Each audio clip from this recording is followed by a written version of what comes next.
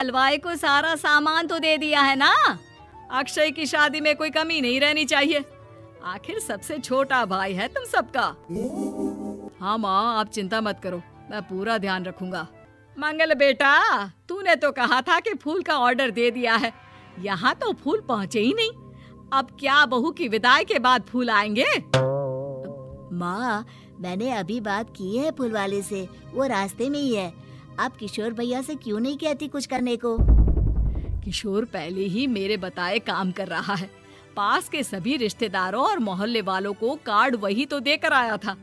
Reception के लिए hall भी उसी ने बुक किया था। टेंट कुर्सी वालों को भी तो वही देख रहा है। पर कई मोहल्ले वाले तो हमारे भरे पूरे परिवार से जलते भी हैं। उन्हें बुलाने की क्या जरूरत थी? बेटा, शादी ब्याह में तो बुलाना ही पड़ता है, नहीं तो लोग क्या कहेंगे। दादी दादी देखो ना, हलवाई अंकल हमें लड्डू नहीं दे रहे, आप इनको डांटो ना। अरे चैन सुख दे देना बच्चों को लड्डू, क्यों तंग कर रहा है इन्हें? बीबी जी, मैं कहाँ मना कर रहा हूँ, लेकिन लड्डू बनते ही ये बच्चे उठा उठा कर खा लेते हैं। अरे मैं तो इन्हें थाल में रख के परोस भी नहीं पा रहा। भागो, अब कोल्ड ड्रिंक पीने चलते हैं। भागो भागो, अब कोल्ड ड्रिंक पीने चलते हैं। जैसे कि आप देख रहे हैं, आज इस घर के सबसे छोटे बेटे अक्षय की शादी है। घर में बहुत चहल पहल है। कुलभूषण की बीवी कमला को फुर्सत ही नहीं है कामों से, लेकिन कुलभूषण और घर के बाकी लोग कहाँ हैं? आइए देखते हैं।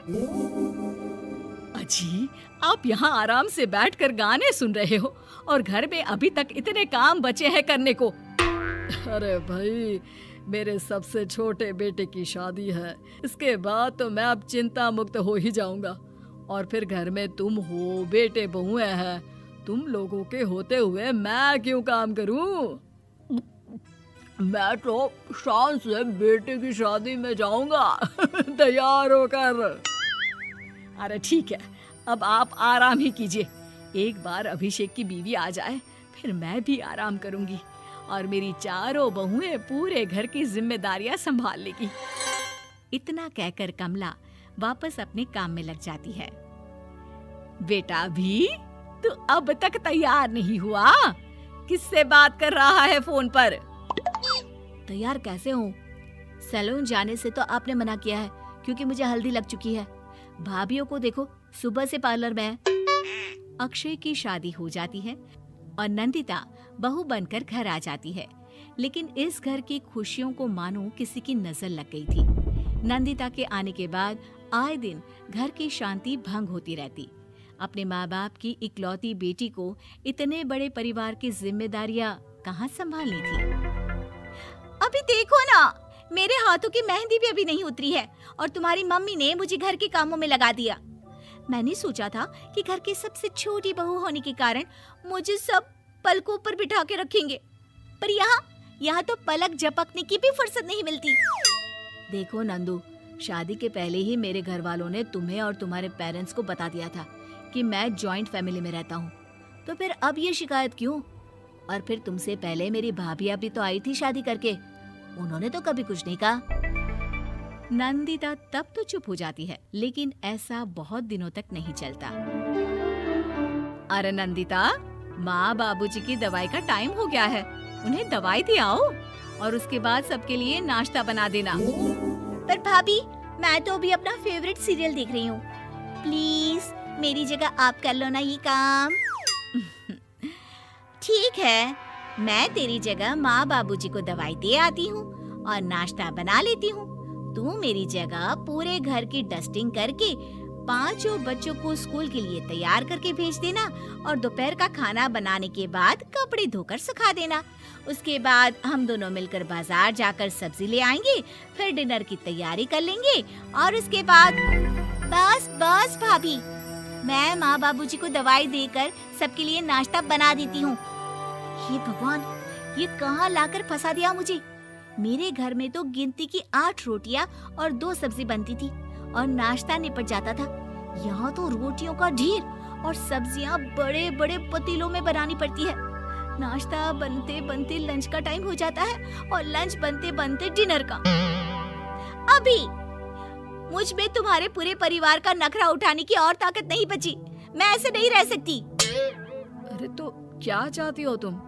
मुझे अलग रहना है बस। तो ठीक है, हम कल ही शिफ्ट हो जाएंगे किराए के घर में। इतना बड़ा घर होते हुए हम किराए पे क्यों रहेंगे? ना जी ना, घर में ही दीवार खड़ी करो अपने हिस्से के आगे। घर के साथ साथ घर की खुशियों में भी दीवार खींच जाती है। ऐसे ही कई महीने बीत जाते हैं और नंदिता माँ बन जाती है। बच्चे के आने से अभिषेक के कंधों पर खर्चों का बोझ आ पड़ता है। अभिषेक का बोझ कम करने के लिए नंदिता भी पार्ट टाइम जॉब कर लेती है, लेकिन इससे उसके सर पर नौकरी, घर और बच्चे की जिम्मेदारी बढ़ जाती है। नंदिता, ये क्या है? तुमने घर भी ठीक से साफ नहीं किया, ना ही मेरे कपड़े धुले हैं। चिंटू के बाल भी कटवाने जाना था, देखो उसके बाल कितने बढ़ गए हैं। अरे करती क्या हो पूरा दिन तुम? मैं करती क्या हूँ? तुम्हारा नाश्ता और लंच बनाने के बाद चिंटू को डे केयर सेंटर पर छोड़कर आती हूँ, फिर खुद ऑफिस जाती हूँ। पूरा दिन काम करके आने के बाद बिना आराम किए बाजार से सब्जियाँ लेकर आती हूँ, घर आकर खाना बनाती हूँ, चिंटू को देखती हूँ और क्या करूँ मैं? तो किसने कहा था अपने सर पर इतने काम लेने को? मत जाओ ऑफिस। ऑफिस जाए बिना घर के खर्चे कहाँ से पूरे होंगे? चिंटू की डे केयर का खर्च, उसके लिए बेबी फूड का खर्च, प्रेस वाले का खर्च, ये सब तुम्हारी सैलरी से होता नहीं है। अगर परिवार से अलग नहीं होती तो इतनी मुसीबतें नहीं उठानी पड़ती तुम्हें परिवार के साथ मिलकर काम करने में दिक्कत थी, लेकिन काम तो अब भी बहुत है तुम्हारे सर पर। चिंटू को भी डे केयर भेजने की जरूरत नहीं पड़ती। उसको गोद में खिलाने के लिए दादा दादी और घर के सभी बड़े होते। उसके साथ खेलने के लिए उसके भाई बहन भी होते। मेरे तीनों बड़े भाइयों के बच्चे भी बड़े हुए हैं, लेकिन बिना महंगा बेबी फूड खाए, क्योंकि मेरी माँ और भाभियाँ बहुत अच्छे से जानती है कि बच्चे को क्या खिलाना चाहिए। बिजली के बिल जैसे खर्चे भी सब मिलकर बांट लेते थे, लेकिन तुम्हें तो सबसे अलग रहने में ही मजा आता है, तो अब शिकायत क्यों करती हो? बस करो अभिषेक, बस करो। मैं मानती हूँ कि मैं गलत थी। मेरे एक गलत फैसले ने हमें बिल्कुल अकेला कर दिया है सबसे। एक घर में होते हुए भी हम बाकी परिवार से अजनबियों की तरह रह रहे हैं। अभिषेक और नंदिता की सारी बातें घर के बाकी लोगों को सुनाई दे रही थी। तभी कमला बोल पड़ती है। अरे नंदिता बहू, किसने कहा कि तुम अकेले हो? तुम्हारा इतना भरा पूरा परिवार है ना तुम्हारे साथ। हम तो बस ये चाहते थे कि तुम अपनी गलती समझ जाओ। अगर हम तुम्हें समझाते तो शायद तुम ना समझती, लेकिन अपनी गलती का एहसास तुम्हें खुद हो गया है, तो अब तुम समझ चुकी हो परिवार में एक साथ रहने का मोल क्या होता है। मम्मी जी, मुझे माफ कर दीजिए, अब ऐसा दोबारा कभी नहीं होगा। अरे माफी बाद में, पहले मेरा पोता जरा मेरी गोद में तो दे, और तू जाकर सबके लिए चाय बना ला।